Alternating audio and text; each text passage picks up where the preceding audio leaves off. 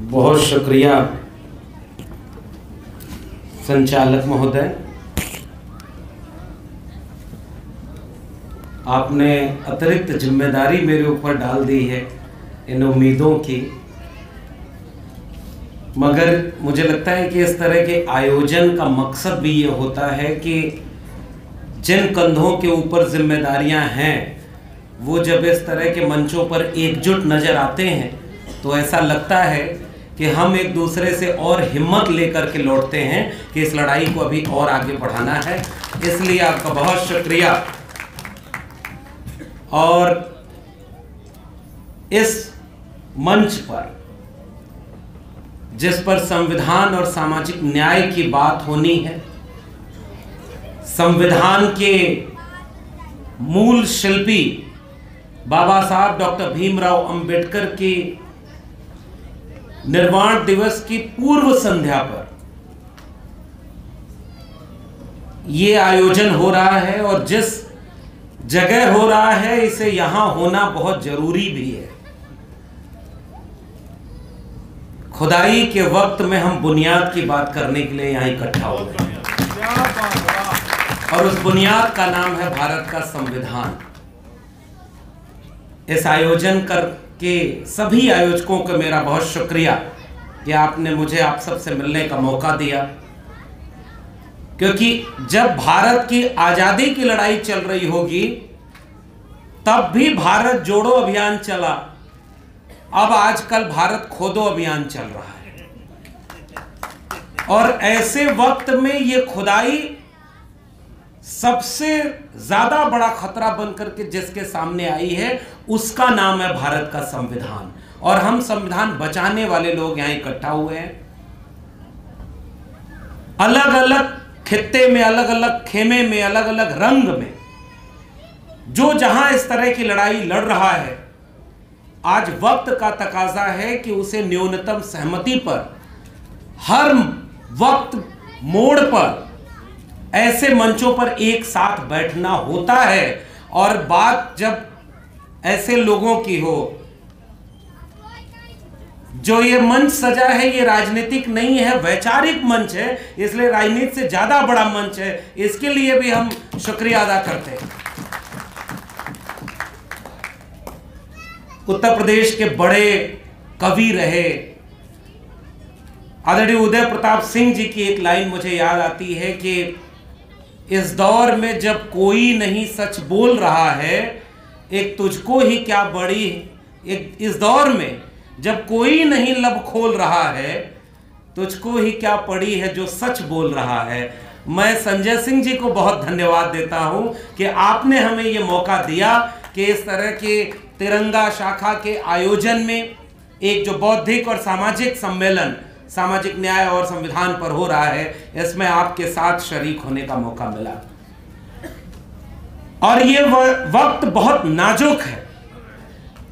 जितनी बातें मुझे कहनी थी उसका एक हिस्सा नीरज भाई ने कह दिया, और कई बार ये फायदा हो जाता है कि पूर्व के वक्ता वो बातें कह चुके हैं जो हमें कहनी थी। इनसे सारी बातों को सहमत होते हुए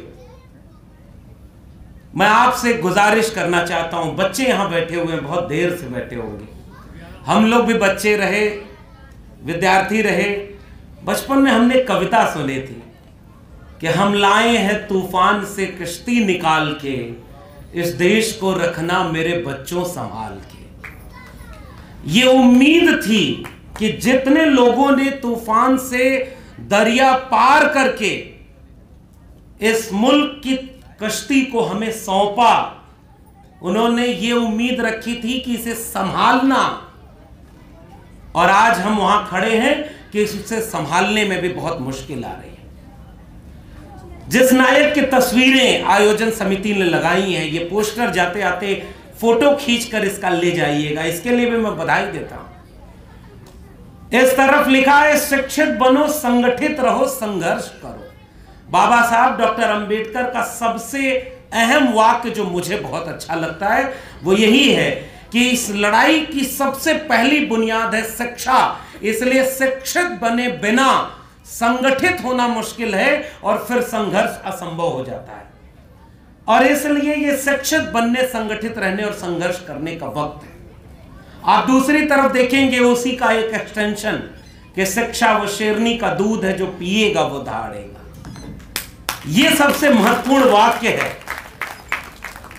और ये वाक्य इसलिए है क्योंकि आज इस देश में उनकी हुकूमत है जिनकी डिग्री आज भी पता नहीं है कि वो कौन सी डिग्री आखिरी उनके पास है।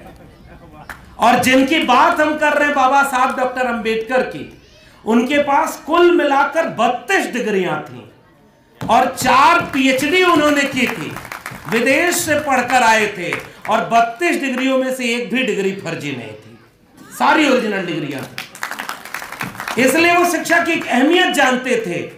उनके गुरु थे ज्योतिबा फूले, जो कहते थे कि विद्या बिना मति गई, मति बिना गति गई, गति बिना वित्त गया, वित्त बिना शूद्र भय, एक अविद्या ने जाने कितने अन्याय अत्याचार किए। हजारों साल के संघर्ष से एक सपना बना जिसका नाम भारत था। भारत भूगोल के नक्शे पर खींच दी गई लकीर के बीच में आने वाले जमीन के टुकड़े का नाम नहीं है। भारत एक एहसास का नाम है, एक ख्वाब का नाम है। हजारों भाषाएं, अनगिनत संस्कृतियां, हजारों रंग, खान पान, पहनावा, रीति रिवाज, परंपरा। हमारे यहां कहावत पूर्वांचल में चलती है सर, कोस कोस पर बदले पानी, 4 कोस पर बानी। इस देश में एक रंग कभी रहा ही नहीं। किसी आदिवासी इलाके में चले जाएंगे तो एक अलग भारत नजर आएगा। किसी दलित बस्ती में आज भी चले जाइए तो वहां एक अलग भारत सांस ले रहा है।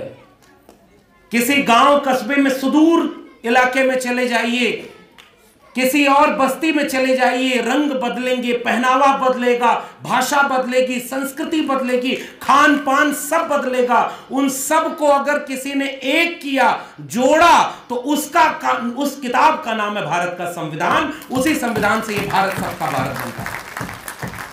इसलिए मैं कहता हूं कि भारत एक जिंदा है, एक जिंदा तस्वीर का नाम है। यह हर पल बदलता रहा है। हजारों साल में इस भारत ने जितने मोती पिरोए होंगे, उनकी जब माला बनी तो उसका नाम भारत का संविधान है। क्योंकि इस संविधान में तथागत बुद्ध के विचार हैं, प्रज्ञाशील करुणा। प्रज्ञा का अर्थ ये बुद्धि। आजकल चाहते ही हैं कि बुद्धि इतनी कमजोर कर दी जाए, सोचने समझने की ताकत इतनी खत्म कर दी जाए कि आपको यह बताया जाए कि गोबर खाने से बीमारी दूर हो जाती है। आज के देश के विश्वविद्यालयों और अकादमिक संस्थानों के सामने मुझे सबसे बड़ा खतरा यह नजर आता है कि अगर संविधान नहीं रहेगा तो उनके मुख्य द्वार पर बहुत बड़ा गोबर का ढेर हो जाएगा। उस गोबर के ढेर होने से बचाना है अपने देश के प्रज्ञाशील यानी बुद्धि विवेक को। जिस बुद्धि विवेक ने बताया कि गाय का बच्चा भी गोबर नहीं खाता, उसे पता है कि गाय का दूध पीने से आपका विकास होता है। इस देश को हमें गोबर खाने वाला देश नहीं बनने देना, और इसको रोकने के लिए सबसे बड़ा हथियार अगर आज कोई है तो भारत का संविधान है। इस देश में जो सबसे बड़ा खतरा ये मेहनतकश लोगों के हजारों साल के सपने से बना। मैंने क्यों कहा कि संविधान में बुद्ध की आज भी, बुद्ध खुद आत्मा को नहीं मानते लेकिन भाषा के लिहाज से कहें तो बुद्ध की सांसें आज भी भारत के संविधान में मौजूद है। फिर विपरीत वक्त आया होगा तो कोई कबीर पैदा हुआ होगा। काकर पाथर जोड़ के मस्जिद लई चनाए, ताचड़ मुल्ला बाग दे, क्या बहरा हुआ खुदाए, तो पाथर पूजे हर मिले तो मैं पूजूं पहाड़, ताते ये चाकी भली पीस खाए संसार, अरे इन दोन राह न पाई हिंदुन की हिंदुआई देखी तुर्कन की तुर्क। बुद्ध के बाद कबीर की चेतना। कबीर ने एक ऐसा समाज बनाने की कोशिश की जिसका खतरा था, मेरा तेरा मनवा कैसे एक हो ही रे। आप सोचिए, तू कहता कागज की लेखी, मैं कहता आंखन की देखी, मैं चाहता सुलझावन हारी, तू देता उलझाई रे, मेरा तेरा मनवा कैसे एक होई रे। कबीर कैसा भारत बनाना चाहते थे? तर्क विवेक का भारत बनाना चाहते थे। लेकिन उनको पता था कि संतों ऐसा जग बौराना, साच कहो तो मारन धावे झूठे जगपतियाना। और आज तो झूठों के सरदारों का राज चल रहा है। दुनिया में बहुत अच्छे और खराब नेता पैदा हुए होंगे, लेकिन दुनिया में सबसे बड़ा झूठा नेता पैदा करने का श्रेय इसी देश को जाता है। और उनके झूठ का सिलसिलेवार पर्दाफाश करते हैं। संजय जी बैठे हुए हैं, इसलिए बीच बीच में उनका जिक्र आ जाएगा। मेरी और उनकी कोविड के समय हम लोग जानते रहे, संघर्ष करने वाले लोग, और उनके बारे में जितनी बातें नीरज भाई ने कही, मैं उससे पूर्णतः सहमति दर्ज करता हूं कि उनके पास आज ये मादा है कि वो वहां पर खड़े होकर सदन में भी मोदी अडानी भाई भाई देश बेचकर खाई मलाई का नारा लगा सकते हैं, और उसके साथ साथ उसी सदन में खड़े होकर ये सवाल इस देश के हुक्मरानों से पूछ सकते हैं कि जो झूठा ओबीसी खुद को प्रधानमंत्री बताता है, उसने इस देश में ओबीसी और दलित का आरक्षण खत्म कर दिया है, और उसके सबूत इन्होंने सदन में खड़े होकर के दिए। इसलिए हम इनका एक अपने से वैचारिक रिश्ता मानते हैं, ये किसी राजनीतिक दल का रिश्ता नहीं, उससे बड़ा रिश्ता है जब विचारधारा का रिश्ता बन जाता है। इसलिए इस मंच पे इन्होंने आयोजन किया कि ये सामाजिक न्याय और संविधान को बचाने के लिए बाबा साहब अंबेडकर के इस पावन दिन 6 दिसंबर के पहले हम यहां इकट्ठा होंगे। इसलिए मैं उस संविधान से बस आपको तारुफ करा रहा हूं। वो संविधान है क्या? उसमें कबीर हैं, उसमें रविदास हैं, उसमें पलटू दादू भीखा बुल्ले शाह हैं, बाबा फरीद हैं। उसमें वो कहने वाले लोग हैं कि जितना भी पाखंड, अंधविश्वास, विभाजन, बंटवारा इस मुल्क का था, उसको बटाने वाले लोग इस मुल्क के आईन को बनाने वाले लोगों में शामिल है। किसी दक्षिण भारत में अय्यंकाली नारायण गुरु था, कोई पेरियार था, तो कोई उत्तर भारत में यहां पर खड़ा होकर के कोई बनारस कबीर पैदा हुआ, कोई रदास हुआ, कोई चोखा मेला होते हुए महाराष्ट्र का फूले और शाहू जी महाराज हुए। वहां से होते होते एक कारवां समाजवादियों के तरफ आता है। ये सारे लोगों की आत्मा संविधान में है, क्योंकि इस देश का संविधान जब बना, उत्तर प्रदेश के लोगों, लखनऊ में यह कार्यक्रम हो रहा है, और मैं इसके लिए भी बधाई देता हूं आयोजन समिति को कि ऐसी जगह चुनी है कि अगर थोड़ा जोर से बोल दे तो आवाज वहां तक तो पहुंची जाएगी जहां पहुंचाना भी जरूरी है। उनके सामने आंख में आंख मिलाकर ये कहने हम आए हैं कि जब इस देश में संविधान नहीं था तो इंसान और इंसान बराबर नहीं था। खटिया पर बैठने में भी जाति देखी जाती थी, रास्ते पर चलने में भी जाति देखी जाती थी। और ये जाति बनाई उन्होंने नहीं जिन्होंने इस जाति के नाम पर शोषण और अन्याय अत्याचार सहा है। किसने बांटा? हम वहां खड़े होकर के उन तमाम लोगों से पूछना चाहते हैं जो चोला किसी और रंग का पहन करके अपने को बाबा कहलवाना पसंद करते हैं।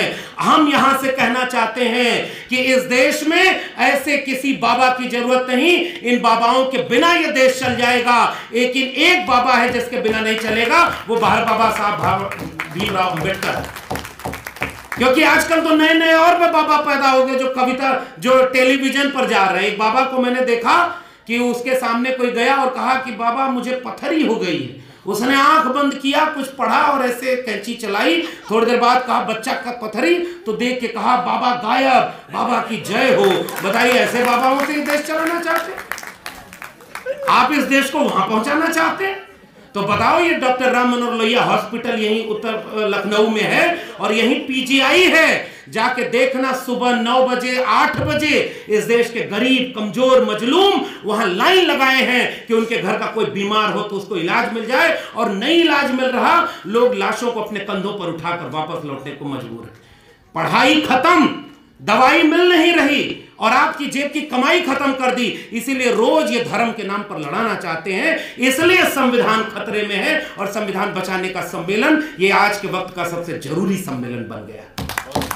वरना इस देश को पाखंड और अंधविश्वास में ऐसे ही ढकेला जाएगा और लोग बहरूपिया बन के आएंगे कि धर्म के ठेकेदार हैं। मैं लखनऊ में उनको देख करके फिर कबीर को याद करता हूं कि मन न रंगाए रंगाए जोगी कपड़ा। अब इसके आगे का खतरा आयोजन समिति समझे। और मैं कबीर को रेफरेंस में ले रहा हूं, कम से कम कबीर पर बैन तो नहीं लगा है, अभी इतना संविधान बचा है। तो जो कपड़ा रंगा करके योगी और बाबा बन जाए, ऐसे लोगों को पहचानने का सलीका भी देने वाली किताब का नाम है भारत का संविधान। क्योंकि ये बात हम आपको कहने आए हैं कि आज खतरा इस बात का है कि लोग पहचान ही नहीं पा रहे हैं कि संविधान को खतरा है किससे। ये संविधान बना तो इसका बनने का क्रेडिट 2 साल 11 महीने 18 दिन संविधान सभा, सैकड़ों लोग बैठे थे, बहस हुई। उन सारे लोगों में से मुझे वाकया याद आ रहा है कि एक बार शुरुआत हुई कि इसका संविधान की प्रस्तावना किसी भगवान के नाम से होनी चाहिए। बाबा साहब ने कहा कि इस पर वोटिंग होनी चाहिए। वोटिंग में 48 बनाम 65 के वोट से भगवान के नाम पर प्रस्तावना शुरू हो, यह प्रस्ताव हारता है। We the people of India, यानी हम भारत के लोग, वो जीता है जिससे भारत का संविधान खड़ा होता है। हम हैं, हम मतलब हम एक हैं। तो हमको हम बनाने वाली किताब है भारत का संविधान। वरना इसके पहले हम जातियों में बटे थे, हम मजहब में बटे हैं, हम भाषा में बटे हैं, हम संस्कृति में बटे हुए। उसे जोड़ा किसी ने तो संविधान ने जोड़ा। और बांटा किसने? आजकल ये सब भी नारा लगाते हैं कि बटेंगे तो कटेंगे। हम पूछना चाहते हैं बांटा किसने? इस देश में जितने भी वक्त में जाति के नाम पर जहर बोया गया, मैं सवाल पूछता हूं कि वो जाति के नाम पर जहर बोलने वाला कोई मुसलमान था क्या? खटिया पर बैठने नहीं दिया जाएगा, सड़क पर चलने नहीं दिया जाएगा। जिस तालाब से जानवर पानी पी सकता है उससे भी जाति देख करके पानी पीने नहीं दिया जाएगा। इसमें से कोई एक नियम बता दो जो किसी मुसलमान ने बनाया हो, जो किसी दलित ने बनाया हो, किसी आदिवासी ने बनाया हो, किसी सिख ने बनाया हो। किसने यह नियम बना दिया कि इंसान को इंसान से बांट दिया? उसके बाद इस देश में बराबरी के नाम पर लड़ाई लड़ी गई कि चलो जितना बटे थे हमने जोड़ने के लिए इस देश का संविधान कबूल किया कि अब हम अपनी खाइयों को पाटेंगे। उसके बाद इस देश में जब समाजवादियों का नारा आगे लगा कि 100 में 90 शोषित हैं, शोषितों ने ललकारा है, धन धरती और राजपाट में 90 भाग हमारा है, 10 का शासन 90 पर नहीं चलेगा, नहीं चलेगा। हिस्सा कहां है? और उस हिस्से के लिए जब इस देश में नारे लगे, आप कल्पना करिए ये देश बना कैसे है। इनको न शिक्षा का पता, न पढ़ाई का पता। जिस देश का राजा पढ़ा लिखा नहीं होता है वो कलम और किताब पर भी जीएसटी लगा देता है। इसलिए ऐसे वक्त में शिक्षा बर्बाद हो रही है। और कम से कम संजय सिंह जी जिस पार्टी से आते हैं उसकी इस बात के लिए तो मैं भी तारीफ करता हूं कि उन्होंने दिल्ली में जहां मैं रहता हूं शिक्षा को लेकर के वो चेतना तो जगाई है कि गरीब का बच्चा भी एक अच्छे शिक्षा पा करके एक अच्छे स्कूल में जा रहा है। और यहां उत्तर प्रदेश में 27,000 डिग्री कॉलेज स्कूल बंद करने का फरमान जारी कर दिया। आधे बंद हो चुके हैं। नई शिक्षा नीति पहले बंद हो चुके हैं, पहले वो 23,000 बंद हो चुके हैं। और सर मैं गया कई राज्यों में, महाराष्ट्र में पता चला कि 52,000 सरकारी स्कूल बंद कर दिए गए। मध्य प्रदेश में 27,000 28,000 स्कूल बंद कर दिए गए। इस पर तो चर्चा ही नहीं हो रही है। जहां जहां भारतीय जनता पार्टी है वहां वहां उन्होंने सरकारी स्कूलों को बंद किया। प्राइवेट स्कूल में पढ़ाने के लिए हमारे पास कितना पैसा? इसलिए तो कि शिक्षा नहीं रहेगी तो आप जागरूक होंगे नहीं। और इस जागरूकता से बचाए रखने के लिए मेरे पिता कॉमरेड थे, आजमगढ़ के इलाके में रहा करते थे। और उस जमाने में समाजवादी नेता किशन पटनायक के वो शिष्य हुआ करते थे। और उन समाजवादियों की लड़ाई थी कि रोटी कपड़ा सस्ती हो और पढ़ाई मुफ्ती हो। डॉक्टर राम मनोहर लोहिया का यहां नारा लगा हुआ। डॉक्टर लोहिया, डॉक्टर भीमराव अंबेडकर, शहीद आजम भगत सिंह, कर्पूरी ठाकुर, इन लोगों ने लड़ाई किस चीज की लड़ी थी? शिक्षा और सम्मान की लड़ाई। 2 बातें हैं मोटी मोटी, हमें चाहिए इज्जत रोटी। रोटी की लड़ाई और इज्जत की लड़ाई, बराबरी और सम्मान की लड़ाई। उस लड़ाई को आगे बढ़ाने का काम हमारे लोगों ने किया। जिसमें समता की चाह नहीं वह बढ़िया इंसान नहीं, समता बिना समाज नहीं, बिन समाज जन राज नहीं, वो लड़ाई पुरानी हमारे यहां तक चली आई। जो जमीन को जोते बोए वो जमीन का मालिक होए, राष्ट्रपति का बेटा होया, चपरासी की हो संतान, टाटा बिरला गरीब का बेटा, सबको शिक्षा एक समान। वो लड़ाई आज कहां खड़ी है? सबको शिक्षा सबको काम वरना होगी नींद हराम। शिक्षा पर जो खर्चा हो बजट का 10वां हिस्सा हो और सबको शिक्षा दे न सके जो, वो सरकार निकम्मी है। और जो सरकार निकम्मी है वो सरकार। ये नारा लग करके ये भारत यहां तक पहुंचा था। और अब तो शिक्षा के नाम पर कोई बात ही नहीं होती। ताकि अनपढ़ और गंवारों की भीड़ पैदा हो जाए जो किसी मस्जिद पर खड़े होकर के झंडा उतारे और अपना झंडा लगाए और इसी के नाम पर वहां गोली चले, पत्थर चले और गरीब, कमजोर, दलित, पिछड़े और मजलूम का बच्चा मारा जाए और इनके भाजपाइयों के बच्चे सब विदेश में पढ़ाई करने चले जाए। और अगर आप गृह मंत्री हैं तो आपका बेटा बिना बैट बल्ला पकड़े पहले बीसीसीआई का चेयरमैन बने, फिर आईसीसी का चेयरमैन बन जाए, और यहां गरीब का बच्चा कहां जाएगा? जितने लोग दंगाई माहौल बनाना चाहते हैं इस देश में, इस दंगे को रोकने का एक अस्त्र आपके पास है जिसका नाम है भारत का संविधान। इसी संविधान का विरोध किसने किया, उस इतिहास को आखिर में आपसे साझा जरूर करना चाहता हूं ताकि वैचारिक दुश्मन पहचान में आए। इस संविधान का विरोध जिस दिन 26 नवंबर 1949 को इस देश ने अपना संविधान अंगीकृत किया, 30 नवंबर 1949 को आरएसएस का पत्र ऑर्गेनाइजर एक लेख छापता है कि यह भारत का संविधान तो हम स्वीकार ही नहीं करते क्योंकि इसमें मनुस्मृति का कोई योगदान ही नहीं लिया गया है। यह सबसे बड़ा खतरा इस देश के ऊपर है कि उनके जहन में मनुस्मृति है और वो चाहते हैं कि मनुस्मृति से ही ये देश चले। इसीलिए तो नारा लगाया था अब की बार 400 पार ताकि संविधान बदलना है। और मैं तो उत्तर प्रदेश के लखनऊ में खड़ा हूं, उत्तर प्रदेश वालों को बधाई देना चाहता हूं कि उत्तर प्रदेश को आप इसके लिए क्रेडिट दे दिए कि संविधान बदलने का मंसूबा पालने वालों को पूर्ण बहुमत भी नहीं मिला और 240 पर रोक दिया गया। उससे भी बड़ी बात, अयोध्या हार गए। और इस वाक्य को हर बार बोला करिए अगले 5 साल के लिए। आपको यहां के उत्तर प्रदेश वासियों ने एक बहुत बड़ी राहत दी है। पहलवा जादू टोना सब चलता था तो ताबीज दिखा दी जाती थी कि भूत प्रेत नहीं आएंगे। आजकल अखिलेश यादव जी जब बैठते हैं सदन में तो अवधेश प्रसाद को वहीं बगल में बैठाए रहते हैं और वहीं सामने वो नजर आते रहता है। अयोध्या हारा हुआ आदमी। ये सबूत है इस मुल्क की तासीर का कि अगर तुम नफरत की बुनियाद पर मजहब का फसाद फैलाओगे तो इस मुल्क की आवाम 3 दशक के सांप्रदायिक राजनीति में भी तुमको अयोध्या हराकर यह पैगाम देगी कि नफरत इस देश की बुनियाद में नहीं है। इसलिए आखिर में मैं कहना यह चाहता हूं, मजहब खतरे में नहीं है, मजहब खतरे में नहीं है।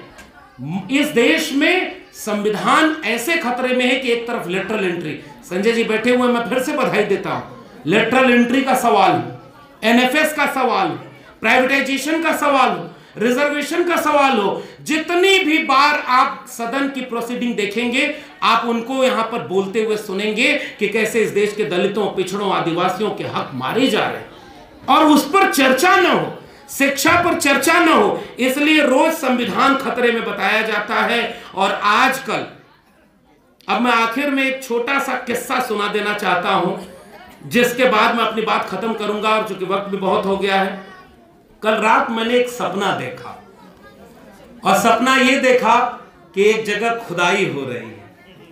आप मेरे व्यंग को समझ जाएं तो इसी में मेरा पैगाम है। यह देश मनुस्मृति का देश न बने, भारत के संविधान का देश बने, इसके लिए यह आयोजन है। इसलिए आज की तारीख में अगर आप मजहब को मानते हैं तो मानिए, जिस भी धर्म को पूजते हैं तो पूजिए।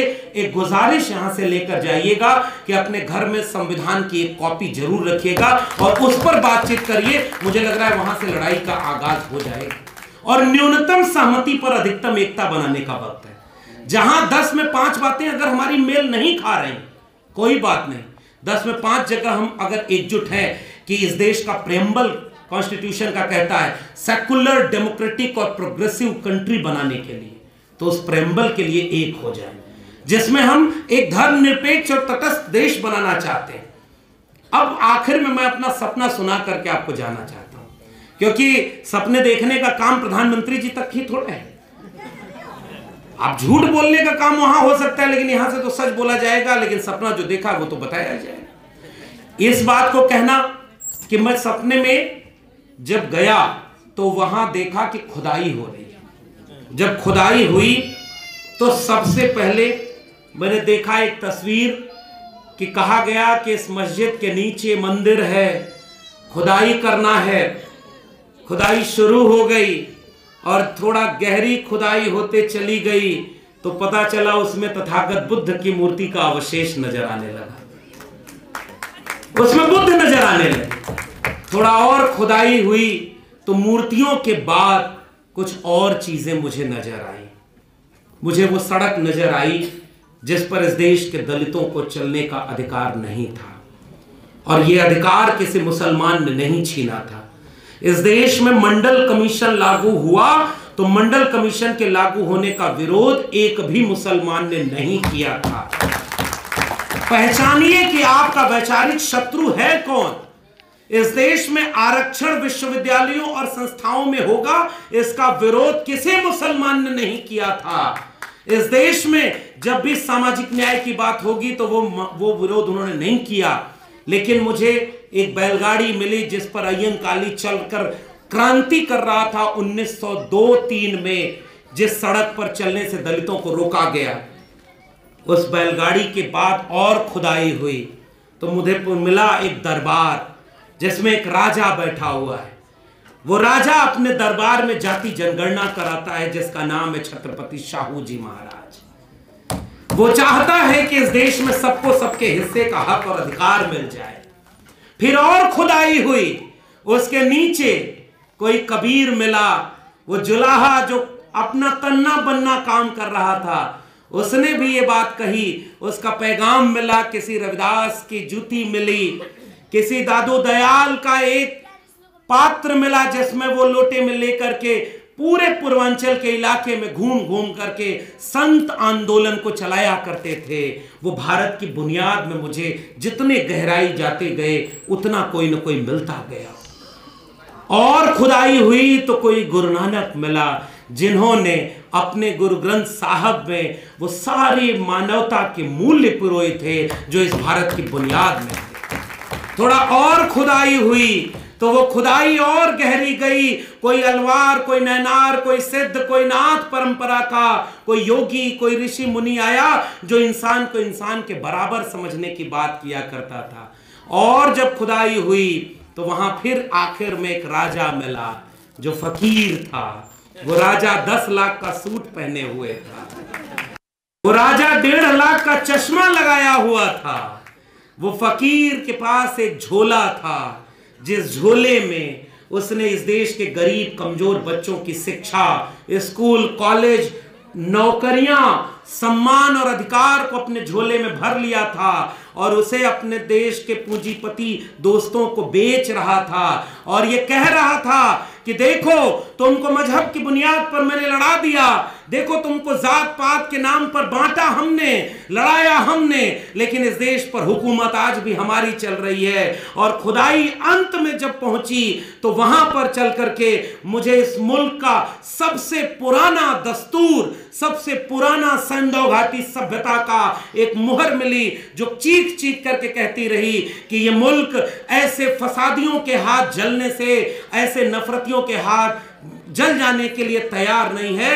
ये मुल्क वापस लौटेगा, संविधान को बचाएगा, गरीब कमजोर को इस देश की बुनियाद में मजबूत करेगा, क्योंकि हजारों साल के शोषण और अन्याय से यहां तक पहुंचा है, आगे भी उसी से लड़कर पहुंचेगा। मैं जाते जाते इस खुदाई के वक्त में बुनियाद से भारत के संविधान की बात करके जा रहा हूं और वीरेंद्र डंगवाल की कविता आप गांव तक लेके जाना। वो गांव की कविता कि ले मशाले चल पड़े हैं लोग मेरे गांव के, अब अंधेरा जीत लेंगे लोग मेरे गांव के। लेकिन वीरेंद्र डंगवाल ने जो बात कही कि आएंगे उजले दिन जरूर आएंगे, अच्छे दिन की बात नहीं की, आएंगे उजले दिन जरूर आएंगे। मैं नहीं तसल्ली झूठ मूठ की देता, हर सपने के पीछे सच्चाई होती है, हर दौर कभी तो खत्म हुआ ही करता है, हर मुश्किल कुछ तो राह दिखा ही देती है। अब तक चलकर आए हैं इतने लाख वर्ष, तो आगे भी चल करके ही हम जाएंगे, आएंगे उजले दिन जरूर आएंगे। आपने मुझे सुना, इसके लिए बहुत बहुत धन्यवाद। पूरी आयोजन समिति का धन्यवाद। फिर मिलेंगे, लड़ेंगे, जीतेंगे। इनकलाब जिंदाबाद। जय भीम, जय मंडल, जय संविधान, जय समाजवाद और उल गुलाम जिंदाबाद।